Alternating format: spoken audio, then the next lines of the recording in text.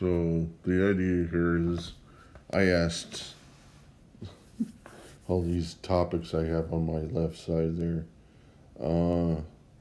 I asked ChatGPT to outline kind of what I think the Christian right should think about governance and what we're doing to this country to try to make it abide by our views is actually ruining a chance for democracy.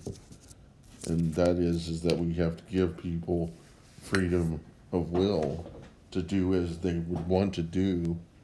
It doesn't mean that, well, just go ahead and do this. You can see kind of what I'm talking about by looking at the text.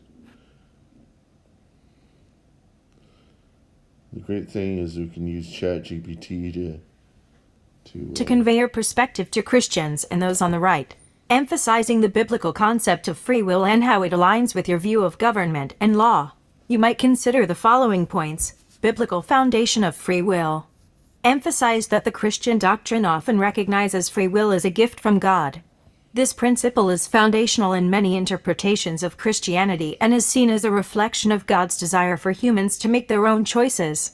Sin and denial of free will. Argue that to deny others their God-given free will is, in itself, a transgression. This perspective holds that enforcing one's religious beliefs on others through legal means or government intervention contradicts the gift of free will bestowed by God. Jesus' temptation and refusal to dominate refer to the biblical narrative where Jesus is tempted by the devil to control the world. Matthew 4:8-10, Luke 4:5-8. Highlight how Jesus' refusal to yield, even when offered dominion over the world, demonstrates a commitment to free will. The message here is that even Christ did not seek to impose control over humanity, respecting the autonomy given by God.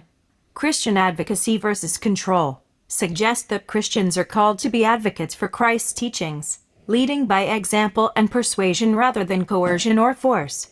This perspective aligns with the notion of a servant leadership model demonstrated by Jesus.